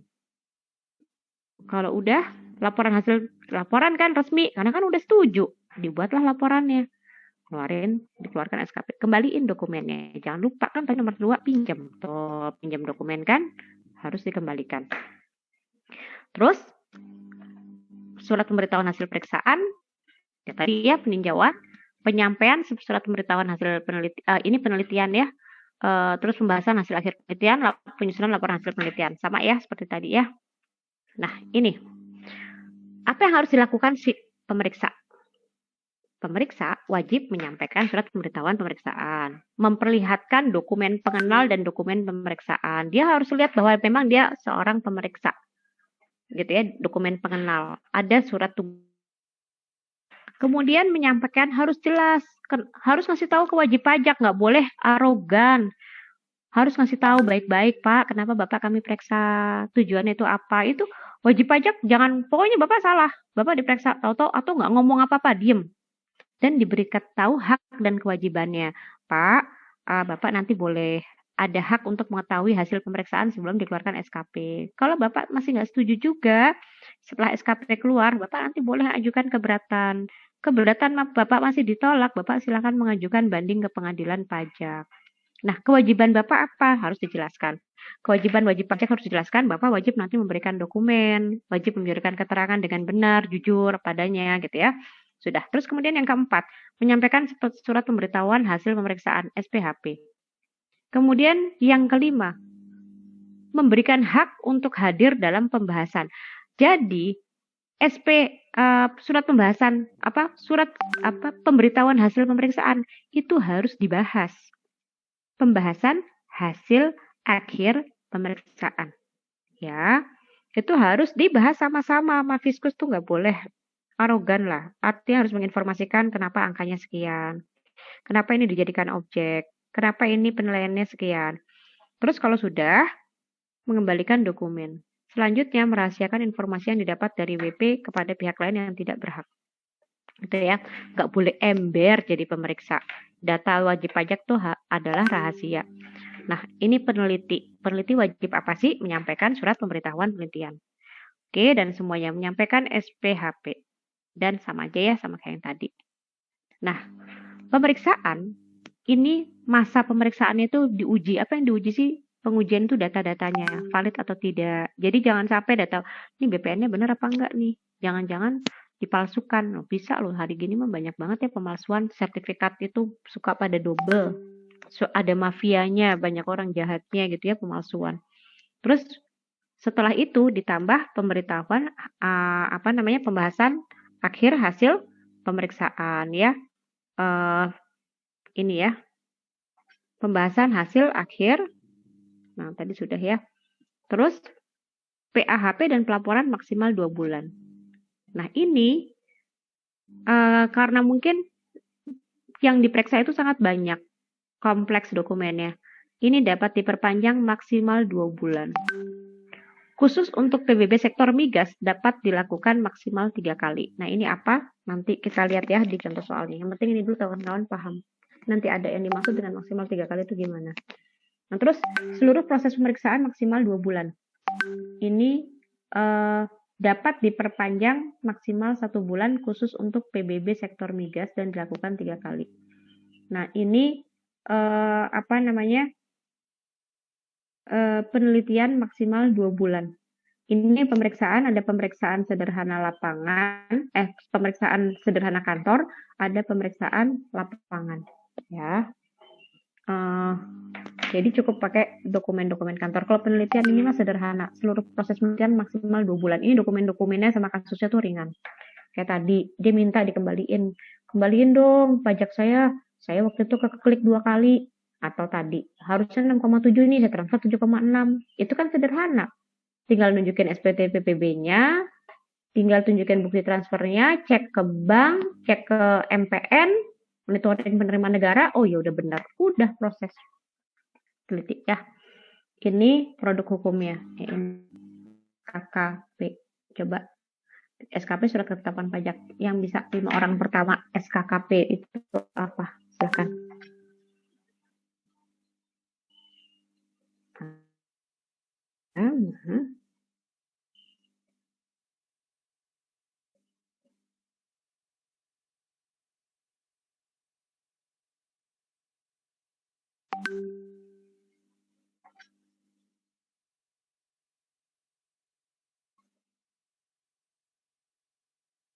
Yes.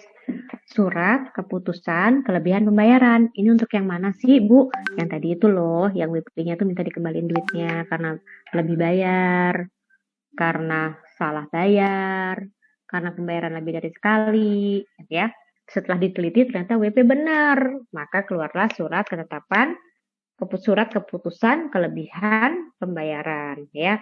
Ini memerintahkan, yang ini nanti didasarkan menjadi dasar terbitnya surat perintah membayar. Jadi kas negara berdasarkan ini kas negara nantinya harus mengeluarkan uang untuk ditransfer ke wajib pajak atas kelebihan pembayarannya itu.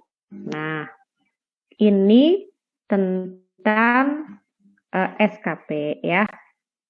Selanjutnya kita masih ada waktu supaya kita masih nyambung gitu ya. Karena materinya nyambung. STP.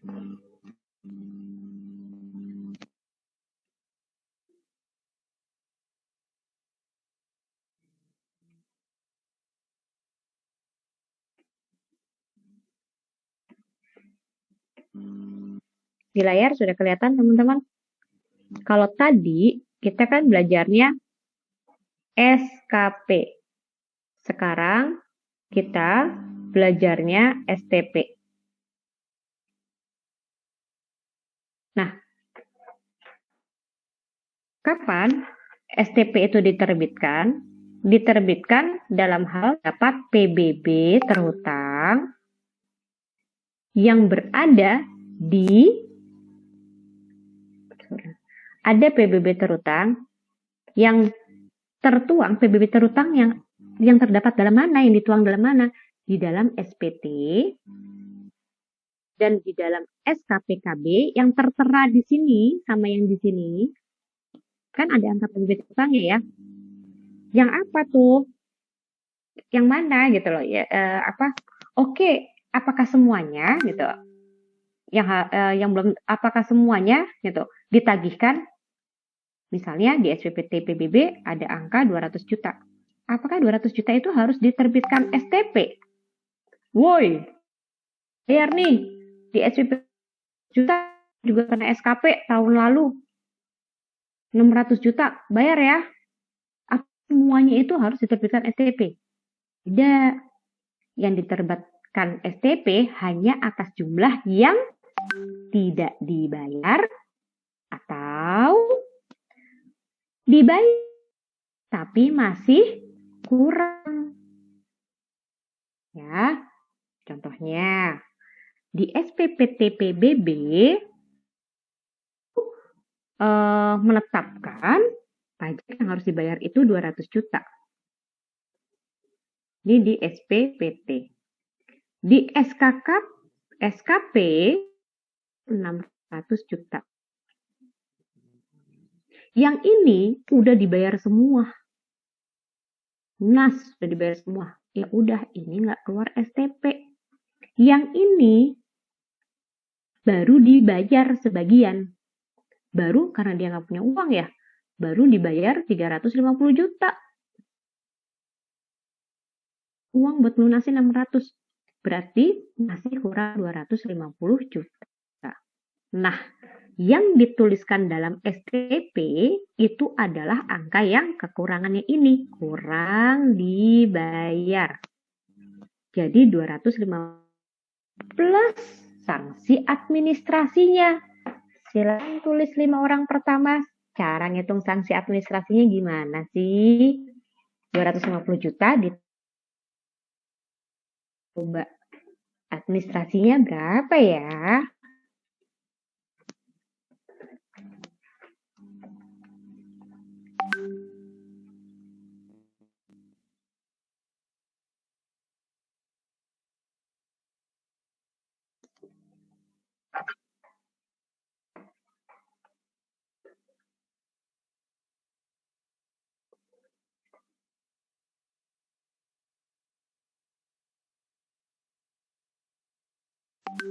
Gimana sih sanksi administrasinya? Oke, yuk 5 orang pertama.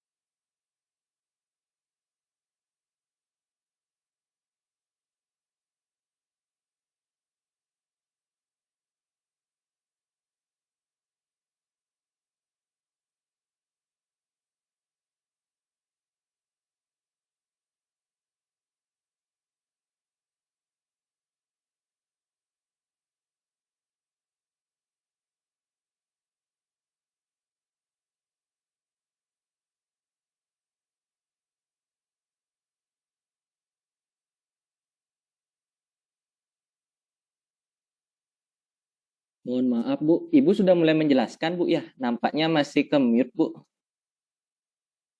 Astagfirullahalazim, saya udah cuit dari tadi. Thank you. Kalian kenapa sih nggak ada yang ngingetin? Aduh, ulang lagi deh nih. Ya ulang. Gak apa-apa deh. Oke ya. Sekarang udah kedengeran suaranya? Sudah, Bu. Udah, Bu. Oke. STP itu apa namanya? Bisa diterbitkan karena apa? Yang pertama, ini yang garis biru ya. Karena SPPT PBB-nya itu telat dibayarnya. Udah jatuh tempo di sini, tapi belum dibayar. Sehingga diterbitkanlah STP. Pertanyaannya, Bu, kok ini garis merahnya panjang banget sih, Bu? Blok merahnya sepanjang. STP itu bisa aja Fiskus menerbitkannya 1 bulan setelah batas waktu. Atau 2 bulan, atau 3 bulan, atau 4 bulan, atau 5 bulan, 6 bulan, 7 bulan, 8 bulan setelahnya. Itu bisa. Karena sanksi administrasi itu sebanyak-banyaknya memang 24 bulan kalau KUP ya. Walaupun Bu, kalau terbitnya baru di bulan ke-30 gimana Bu setelah batas waktu? Ya boleh, nggak masalah. Nggak ada sanksi hukum yang dilanggar. Tapi tetap aja ngitung sanksinya paling banyak 24 bulan. Kali nanti berapa persen. Ini penyebab diterbitkannya STP. Ya. Penyebab yang kedua bukan karena STP-nya aja, tapi karena apa? Bukan karena ada SPPT yang telat dibayar. Tapi karena ada yang telat dibayar juga. Berbeda dengan SPPT PBB, SPPT yang punya waktu 6 bulan, maka SKP itu waktunya hanya 1 bulan. Diberikan waktu batas pelunasan. Kalau terlambat ya sama, dikeluarkan STP dengan cara yang sama tadi. Nah, berapakah besarannya? Jeng-jeng, besarannya adalah ya, ini STP juga sama ya. Jatuh tempo pelunasan PBB yang tercantum dalam STP. Nah, itu satu. Oke. Cara menghitungnya adalah nah ini. 2% dikali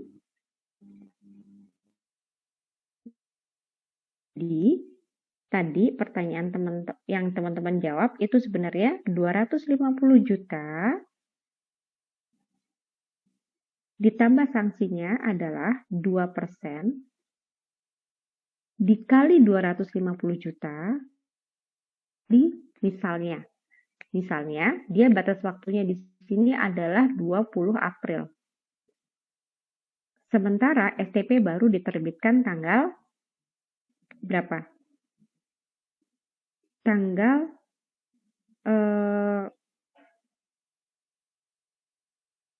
21 Mei. Jadi berapa bulan, teman-teman? Dikali berapa bulan? 2 2 bulan. Hati-hati teman-teman, walaupun di Mei itu hanya selisih 2 hari saja, 2 hari bahkan 1 hari pun dihitung 1 bulan penuh. Ke Mei itu 20 April, ke Mei dari 20 April harusnya adalah 19 Mei. Berarti kalau 21 Mei baru diterbitkan, itu terlambat bulan. Sehingga STP-nya adalah 250 juta ditambah sanksinya 2% dikali 2 bulan dikali 250 juta ya. Jadi kesimpulannya kalau STP berbeda dengan SKP. SKP itu sanksinya adalah 25% kali pokok utangnya.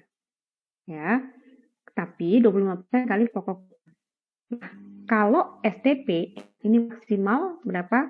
Maksimal 24 bulan. Itu tadi. Nah, teman-teman, setelah STP dikeluarkan, STP juga punya batas waktu, yaitu 1 bulan dibayar maksimal. Jadi 1 bulan dibayar itu setelah tadi ya 21 Mei dikeluarkan STP. Ini STP kan harus dibayar. Ini jangka waktunya juga sama, 1 bulan. Berarti paling telat dibayar tanggal 20 Juni. STP, SKP, SPPT semua punya batas waktu. Oke, ini maksimal 24 bulan sanksinya. Tadi sudah dijelaskan. Sekarang, silahkan kerjakan ini. 5 orang pertama, poin.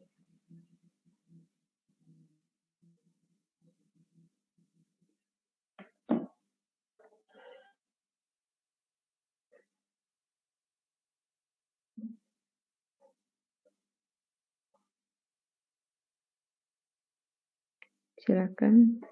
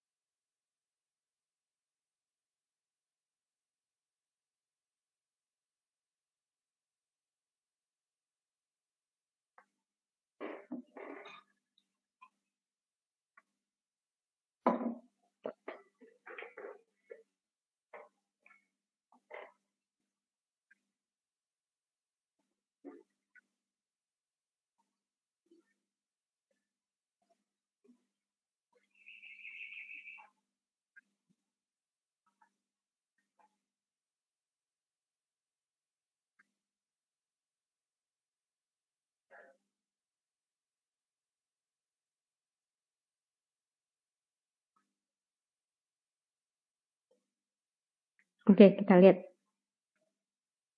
Nah, teman-teman, ini biasanya ketika ujian, yang jadi concern adalah menentukan bulannya, 1 atau 2 bulan. Menurut teman-teman ini 1 atau 2 bulan. Kita lihat ya. Ini kita lihat. Kalau satu kita kerjakan sama-sama ya, kita kerjakan sama-sama. Kalau saat menerima SPPT PBB secara langsung, jatuh temponya berarti kapan? 31 Agustus. Temponya 31 Agustus. Nah, sampai dengan 31 Agustus itu belum dibayar. Sehingga keluarlah STP 5 September. Pertanyaannya, dari 31 Agustus ke 5 September ini berapa bulan? 1 bulan. 1 bulan. Sehingga sanksinya adalah 1 bulan dikali 2% dikali 100 juta. Ini sanksinya. Nah, jumlah PBB terhutang dan denda bunga adalah ini berapa? 2% kali 100 juta. Sehingga 2 juta. Jadi berapa? 2 juta ya?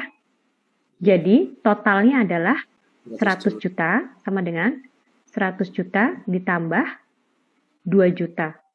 Jawabannya adalah 102 juta. Nanti kalau soal seperti ini muncul di pilihan ganda, itu nanti ada pilihan 104 juta. Karena ini pasti memperhitungkan 2 bulan. Ada pilihan apa? 4 juta. Ada pilihan 102 juta. Ada pilihan 2 juta. Kalau teman-teman yang nggak teliti, sangat mungkin jawabnya apa? 104 juta. Karena ngitungnya 2 bulan. Atau sudah betul ngitungnya 1 bulan. Tapi nggak teliti juga. Yang teman-teman jawab itu yang D. Kenapa? Karena kita fokus ke ngitung sanksi. Padahal pertanyaannya adalah berapakah jumlah PBB terutang dan denda administrasi. Nah, soalnya sebenarnya tidak susah. Tapi kadangkala kita tidak cermat pada saat mengerjakannya. Ya, jadi nanti teman-teman usahakan untuk teliti banget pada saat mengerjakan. Oke ya, baik. Teman-teman sampai di sini dulu. Mohon maaf sudah lewat 12 menit waktunya. Karena tadi banyak ke distrak ya, saya minta maaf ya.